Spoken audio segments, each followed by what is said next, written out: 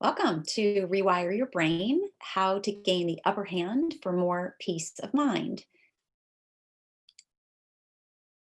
This is the second mental fitness class under NVFP's new mental fitness program. And if you weren't able to attend the first class or the Mental Fitness 101, both are now available to view if you are interested. Today's class, though, will stand apart from the rest, so you should be able to follow along with no problem. I'm going to start by introducing myself. So I'm Wendy Reed. I'm a certified professional coach. I integrate mental fitness practices and embodiment work into my private coaching practice. Embodiment coaching incorporates awareness of the body and its side of the story into your reaching your goals. And mental fitness practices help my clients quickly identify their stuck places and a way out. All of my coaching training is designed to help clients get to the other side of a goal, whether it's a personal one or a professional one. So today's topic, about gaining the upper hand on our minds. I thought we could begin by helping to determine if you already have the upper hand. So I want you to take a look at the list of emotions in front of you. I invite you to pause and to check in with yourself as you review the list. Which of these emotions do you typically find difficult to let go of, if any? Meaning you'd prefer not to feel this way, but you just can't seem to shake it. So this might be a good time for you to pull out that pen and paper if you didn't already, and write down those emotions that apply for you. If you need more time, of course, this is recorded, so just pause the class here.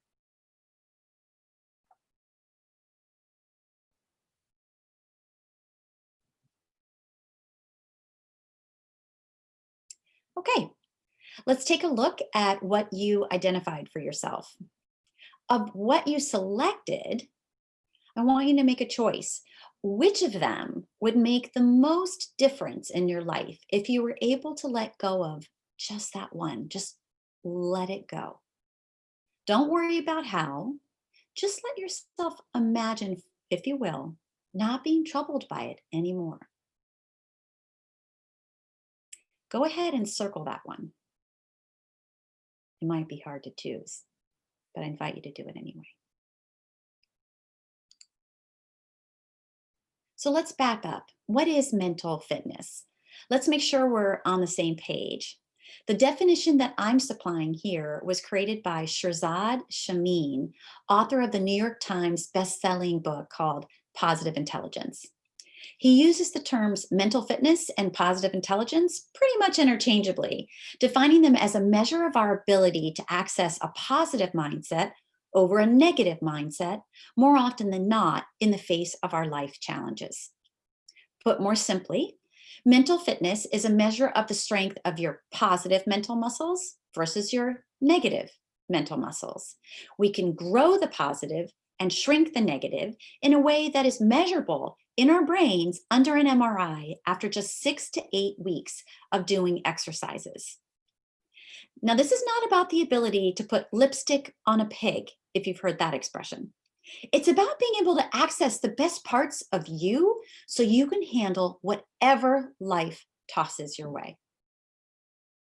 So I invite you to think of it like this. If you're not physically fit, you'd feel physical stress as you climb a steep hill. If you're not mentally fit, you'll feel mental stress, such as anxiety, frustration, or unhappiness, as you handle work and relationship challenges, and as you process events around you. If you have a mountain of challenges to climb, like many of us these days, you must train to get to a higher level of fitness. So this 3-part series is built on years of research done in the fields of positive psychology, cognitive psychology, performance science, and neuroscience, as well as research that was done at Stanford specifically on how how our brains process and react to stressful situations. Today's class pulls from neuroscience in particular and what we know about the neuroplasticity of our brains And I'm going to geek out on you for just a moment. Bear with me. Neuroplasticity refers to the ability of our brains to form and reform neural pathways. Neural pathways are the roads that our thoughts and our emotions travel on. Our brains are always changing, no matter our age. And that is actually the good news when it comes to building up its muscles. So today, to put it in context, this is the second of 3 classes designed to help you begin lifting weights in the mental fitness gym. Each class focuses on one of the 3 core mental muscles identified through research to be at the root of mental fitness. We're going to delve today into that second core muscle. It's called the self-command muscle. Building any of these muscles can make a positive difference for you, but it's today's muscle, the self-command muscle, that makes the most difference. When we do the exercises that build this muscle, it actually builds gray matter in our brains, measurable under that MRI we were talking about. This is the muscle that creates lasting change if we keep it fit. Why? Maybe you've attended workshops like this in the past, designed to help you grow in some way, and you left feeling super excited and motivated. But over time, it only got you so far and its impact dwindled. That's because it was insight-based learning. You took in some fresh content. What you're going to learn today, while there is content, of course, mostly it's about building a muscle that, if well developed, will keep on delivering a higher level of mental fitness, whether you've learned another scrap of information or not. So the goal for today's class are to introduce and practice micro exercises that are designed to put you back in the driver's seat of your mind fast, to anticipate and plan for their real world use, and finally, to leave you with a workout plan. So here's another set of questions for you to ponder. These are just simple yes, no answers. I'm going to read each one out loud, and your job is to consider them for yourself. Does your mind ever wake you up in the middle of the night with thoughts that you can't turn off? Do you ever find yourself unable to let go of a negative feeling? Do you find it difficult to recover quickly from a negative interaction with someone? Do you take a while to bounce back from a mistake, beating yourself up? Do you ever find yourself struggling to be present and focused because you're worrying over something in the future or regretting something that already happened?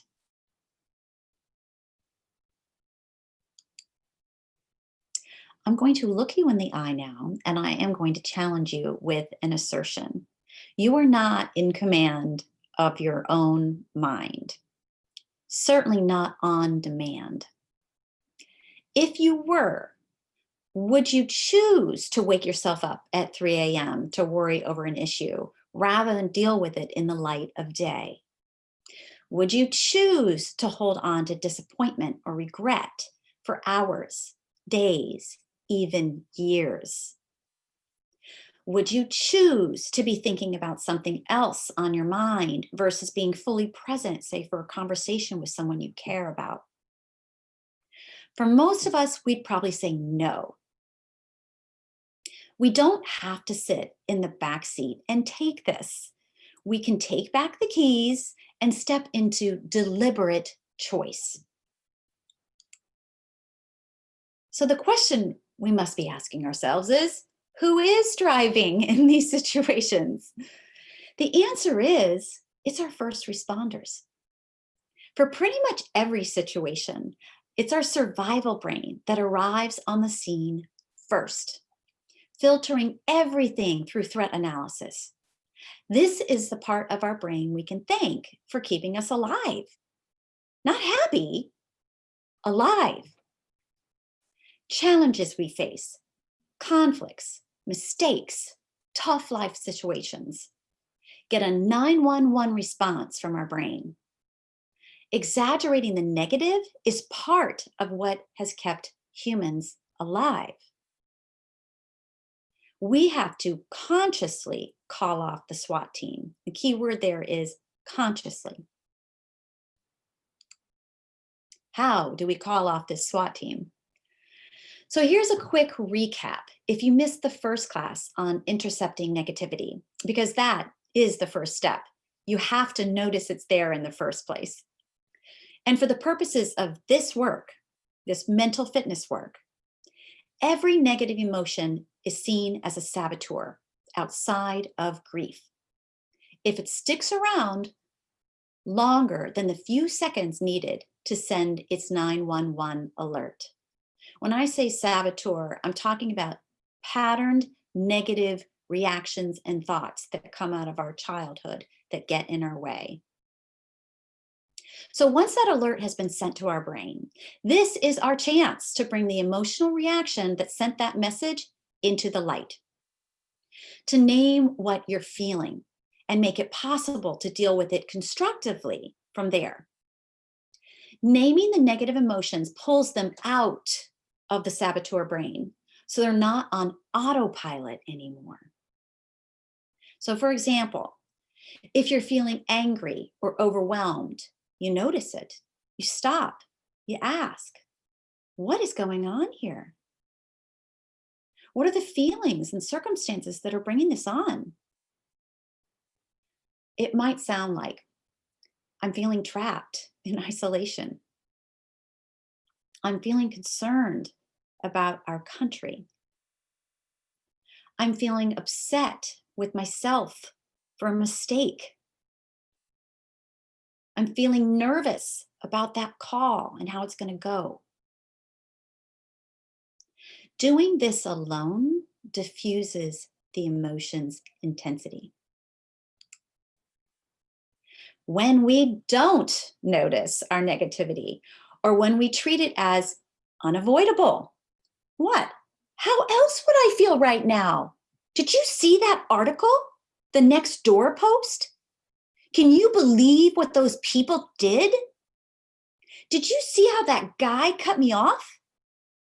Well, that negativity can stick around and even boomerang.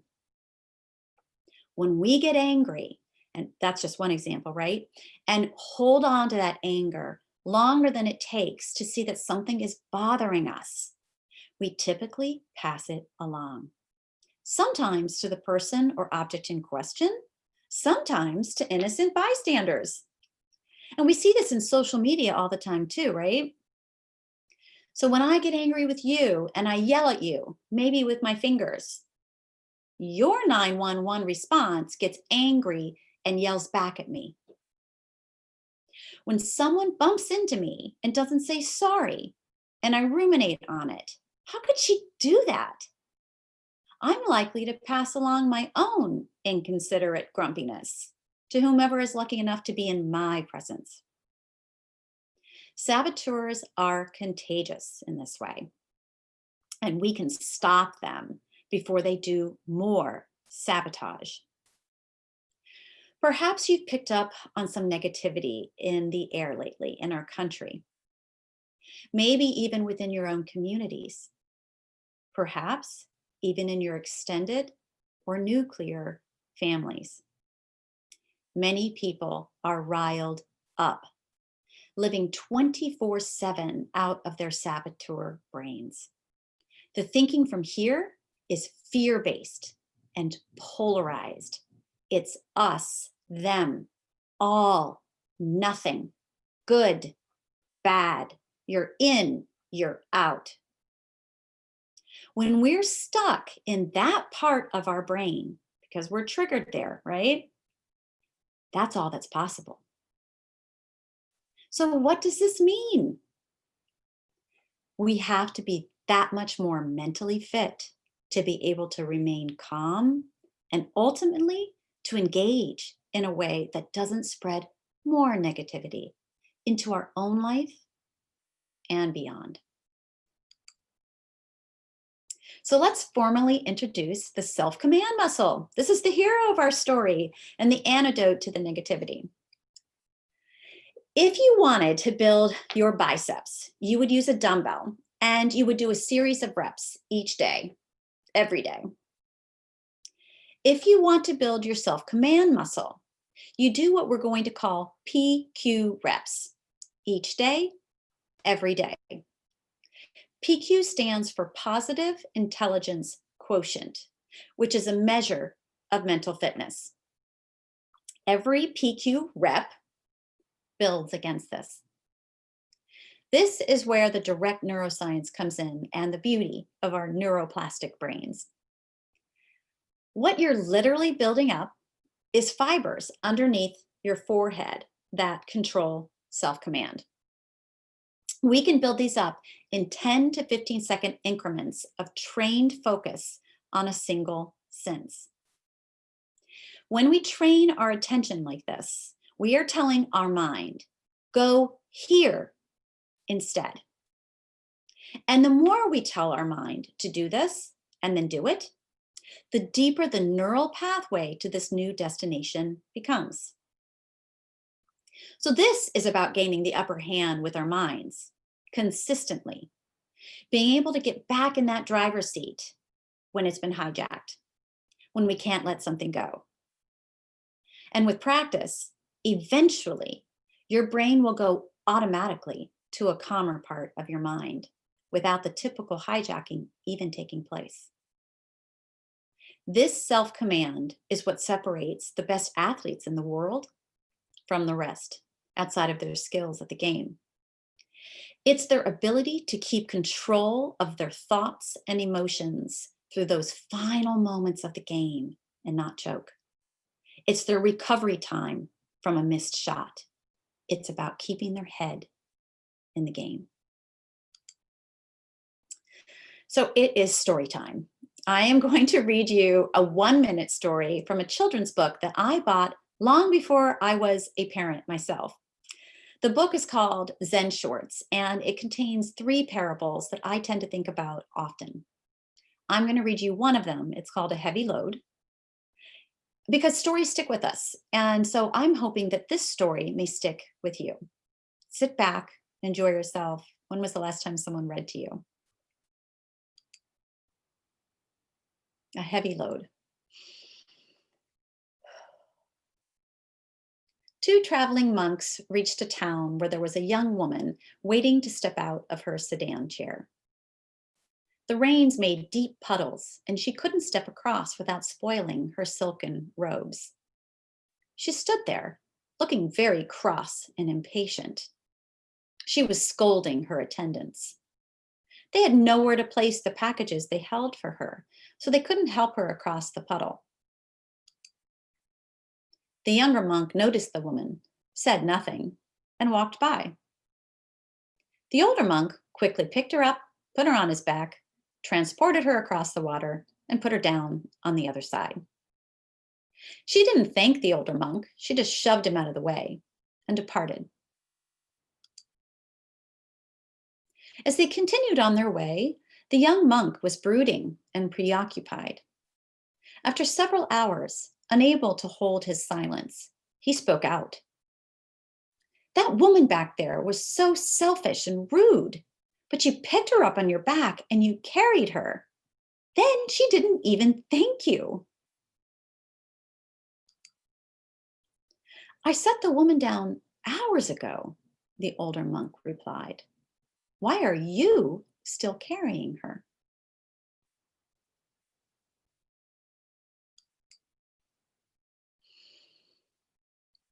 So it took that angry monk hours to let go of the rude woman that he wasn't even carrying. How long do you hold on to what's stressing or bothering you? How long do you brood? How long do you stay preoccupied? What we want to shoot for is to be able to quickly shift when we get provoked like that, out of the saboteur brain. Again, where we go to by default, not because we're broken or messed up, but because we're human. And then shift into neutral. So the saboteur brain is where we react unconsciously, not considering what's actually making us feel a certain way. It's more knee jerk. This is the home of negativity. This is where we are actually not feeling very present. We're worrying about something out in the future. We're thinking about something that already happened. Maybe we're beating ourselves up for that. And there's really not a whole lot of calm in this part of our brain. This is that survival brain we also refer to. The goal is to get into that neutral zone and fast. So, what's it like in the neutral zone? In the neutral zone, we are aware because we're more in our body than we are in our minds. We're fully present for what is versus what could be or could have been. We are calm, or at least calmer. And the more time we spend here, the calmer we feel. And we get here through doing PQ reps. Another way of looking at this is that the PQ reps get our mind into the proverbial telephone booth where we can make that change into our best self with access to all of our superpowers. And in the third class, we're going to talk about that as the sage, where we have access to that, the sage brain. All right, it's time to hit the gym together. We're going to practice. Please do these with me. You're going to get the most out of it if you do, I promise. What we're going to do is we're going to do one set of 3 different PQ reps. We're going to do them for 15 seconds each. Okay, so let's do these together. I want you to adjust in your seat if you need to get comfortable. And I invite you to just take a deep breath with me before we begin.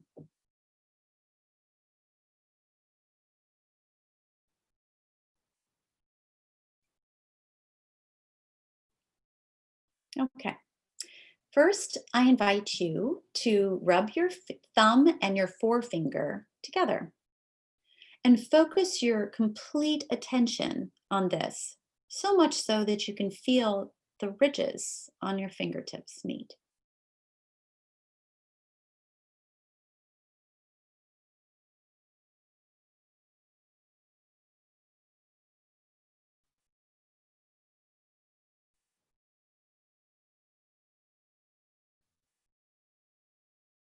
If your attention ever wavers, you just notice that, come back to focusing on the sensation of your fingers meeting.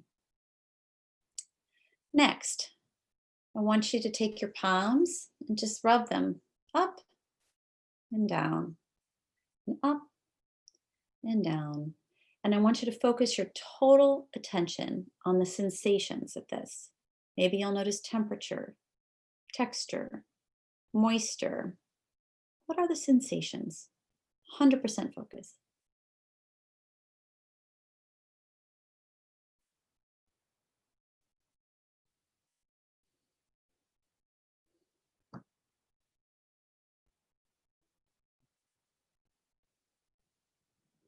Okay.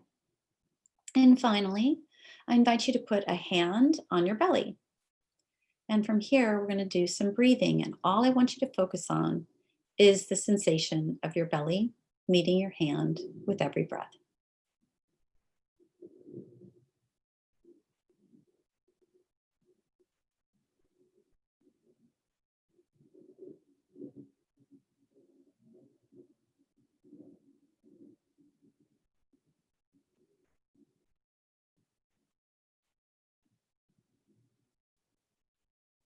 Okay. What are you noticing from that? I notice, and this comes from doing it over the last couple of years, but I feel immediately calm from doing that. My body feels calm. My mind feels more still. How about you? So that was just 45 seconds. If I had my head under an MRI, or you did, just these 45 seconds would ever so subtly have quieted the part of your mind where your saboteurs live. Imagine if we increased these reps and did them over time. Think how much mental weight we could lift. You might be wondering, is this meditation we're doing here? Is it mindfulness? The answer is yeah, kind of. It is not the same practice, but the concept is based on the same idea. These ideas that have come from thousands of years of practice, right? The same ideas of training our focus and becoming present. PQ reps are micro meditation, micro mindfulness, 10 to 15-second reps. And you don't need to have meditated for a minute of your lifetime to do these and to get the benefits. They can actually complement a meditation practice. So while meditation is typically recommended for the beginning and the end of your day, maybe 20 minutes on either side, PQ reps can be used anytime, and it's encouraged to use them strategically. And what do I mean by that? So, for example, if you know you're going into a stressful situation, maybe you're giving a presentation, maybe you know you're going to have a hard conversation with someone, you can do PQ reps right outside the door before going in. You can do them in a meeting or on a call. I've actually done them while presenting when I feel my anxiety rising. People who meditate regularly and then apply PQ reps to their practice, they actually find that the PQ reps give them something the meditation alone did not. The ability to bring the meditation benefits into the harder parts of their lives by applying them in the moment. So I was on a call where another mental fitness coach was presenting about this work, and she introduced this exercise, the rubbing the thumb and the forefingers exercise. And someone wrote in the chat box, seriously? I just need to rub some fingers together and everything will be magically okay? And I thought that was such a great question. I know these exercises seem so small and deceptively easy, but their magic, it's not in the technique with your fingers or your palms or your breath. It's in the redirecting of your focus. It's the muscles that grow when you redirect your focus on demand. It's the new pathways that get built toward new destinations, going away from the old. Eventually, with repetition, becoming a superhighway to being able to access calm, clear-headed focus. So there are actually hundreds of ways to do PQ reps, not to overwhelm. You can do them with your eyes open, with your eyes closed, while you're in motion, or while you're still. In all cases, though, the idea is that you are singularly focused on one sense for at least 10 to 15 seconds. You're isolating this sense. You're experiencing it in depth. And I've put 5 examples here. And if you'd like, take notes on these. Of course, you can go back to this presentation anytime, but I invite you to do that now, and maybe it'll get you thinking and ready to take some action on at least one of them. So here are the 5. The first one is chewing. So what that means is when you're chewing, focus on just the taste, the texture, with the flavor, with complete attention. I have been told by many people that they enjoy eating so much more when they take that level of focus to it, because honestly, most of us just kind of chew unconsciously, right? So that's the first one, chewing. The second PQ rep, washing your hands. I think there's a lot of opportunity to get these PQ reps in lately. So in this case, it might be you're focusing on the sensation of just the suds on your hands. Or maybe it's just the feel of the water running over your hands. Just that feeling. Focused. The third one is breathing. Focusing on each breath and labeling each. In, out. In, out. The next one is listening. Focusing intently on the farthest most sound you can hear, or the nearest. Isolating it. I do these when my 911 mind wakes me up on occasion at night. And the last one here is sight, focusing in on a single object, noticing everything about it in great detail, the color, the texture, light, the shadow. You could do one of these PQ reps right now and I wouldn't even know it. You could be focusing, say, on the lit tree behind me or the plant or the painting behind me, just focusing in with great detail. And I invite you to try each of these, along with the three that we already tried together here. See what resonates, what really sticks for you, and pick a couple that you could create an exercise routine around to begin with. So how often have you attended a workshop where you thought you'd really gotten into it, and months later, you revert back to the same habits? So the same goes here. The value you're getting today is going to be about 20% for insight, or from the insight that you gain. 80% of the value is going to come from building the muscles that we're talking about. It takes an intense initial practice to break through these years of bad old habits. You can't just know that you need to let go of an emotion. You need to seed the path in your brain to make it happen. As Shahzad likes to say, you can't defeat a gang of 10 bandits by sending in one new fighter a day per day for 100 days. You're never going to break through them.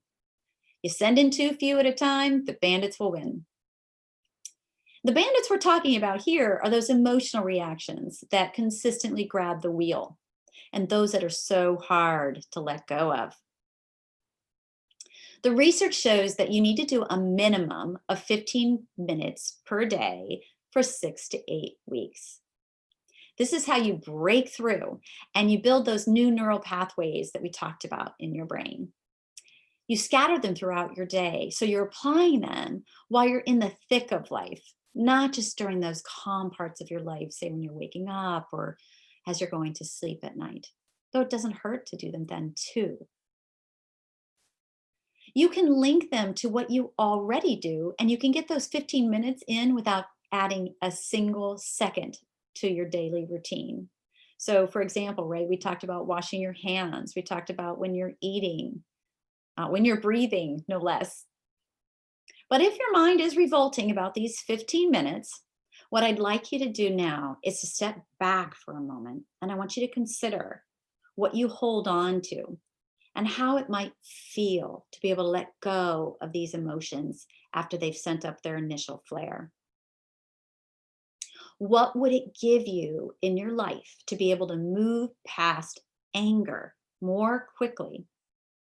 Move past self-criticism, say in the middle of a presentation even, in the middle of a conversation, as you're doing a project, or when you're playing that game.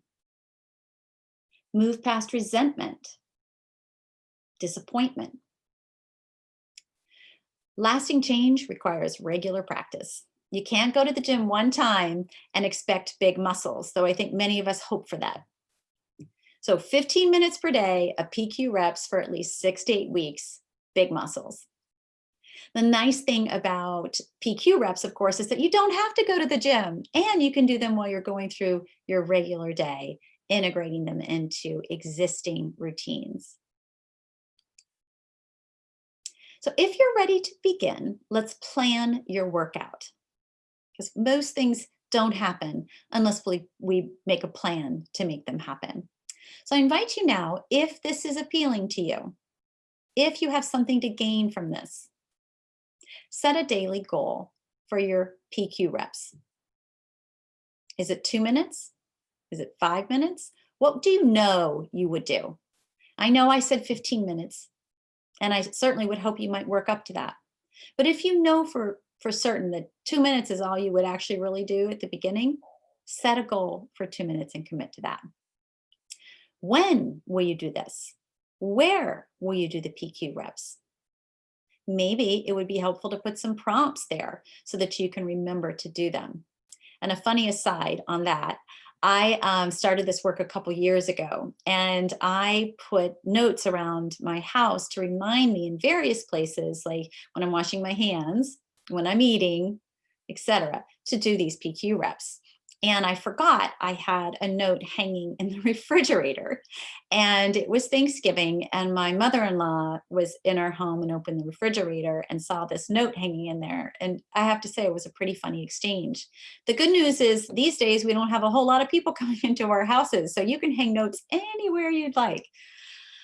Okay, and then finally, so anticipate hijacking.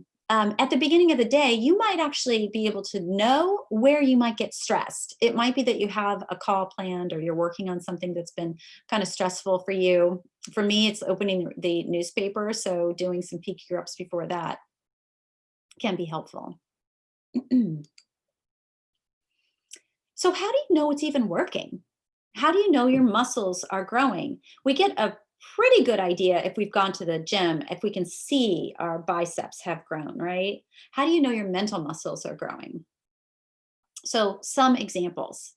You might notice faster mental recovery when something triggers you. It just doesn't stay around as long. You're able to focus better. You're more present where you are with fewer things just sort of coming in from nowhere, worries and like thinking about that thing you just did the other day that you weren't so happy about. You feel calmer under the exact same pressures.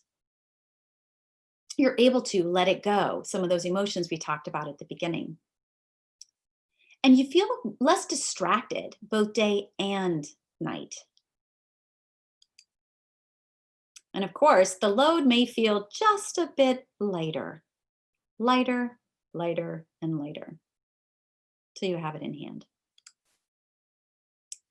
So let's put today's class into the big picture of the 3 classes, okay, around mental fitness. So you have the bigger context of the formula that you can go through when a challenge comes your way.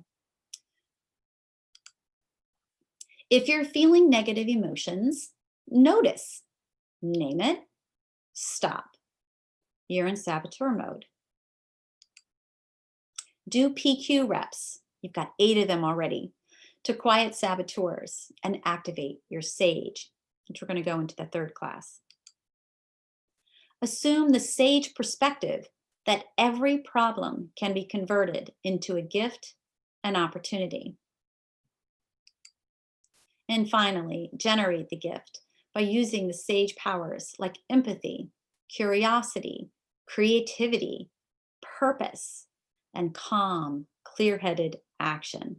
Who wouldn't want more of that, right? So as I said, there are benefits to be had in just taking the steps from today's class, but I do invite you to watch the recordings for each of the 3 classes so that you can put all of the pieces together. Okay, so if this were a coaching session, I know it's not, but if it were, you would leave with commitments designed to move you forward against the goal that you came in with. So I invite you to look at the emotions you selected at the beginning of this class, the one actually that you circled, that you think you'd really benefit from being able to let go of and more quickly.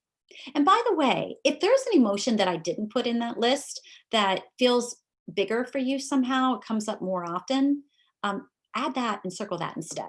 I'm not attached to my list. So choose that one emotion to focus on. If you were to let go of just that one, wow, what a difference it would make in your life. Do you have that? Maybe it's anger. Maybe it's disappointment.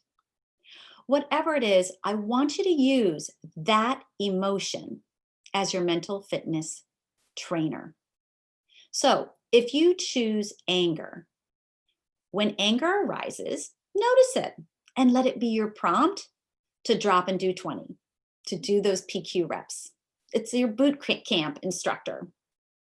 Now, this is not as a way to make you feel bad for having that normal emotion in the first place, but as a way to reduce its further spread and to convert it into more thoughtful action in your life. Next, I want you to make a PQ, and this is an invitation, of course, make a PQ workout plan if today has inspired you. Shoot for that level of intensity that we talked about, the 15 minutes, but start where you know you will, where you will actually do it. Now, I want you to know that all PQ reps do help. So if you don't hit that 15-minute mark a day, don't beat yourself up over it. Just keep on trucking and you will get benefits from it.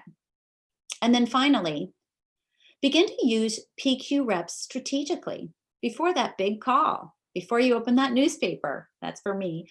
Before a tough conversation, before anything that makes you stressed, worried, or nervous, or during.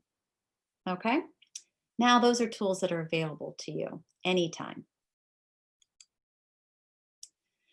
So, a request was put in to include some resources for this class, and here are two that were mentioned today. The first is the Positive Intelligence book, against which a lot of the concepts were pulled from for today's class. I highly recommend it. I have read it twice, and the website that you can refer to for more information is positiveintelligence.com.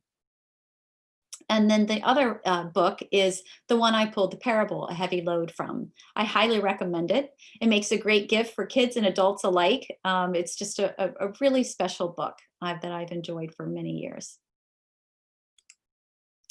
Thank you so much for being here today. I really appreciate your interest in taking care of your mind and your mental fitness. Keep it up. Don't give up. There's a long road ahead for positivity for you in your life, and you can make it happen. If you have any questions, just reach out to me. You can reach out at wendyreedcoaching@gmail.com. You can also hit my website, which is wendyreedcoaching.com. And I'll also let you know that I offer one free trial coaching session to anyone who's interested in coaching in general and coaching with me specifically.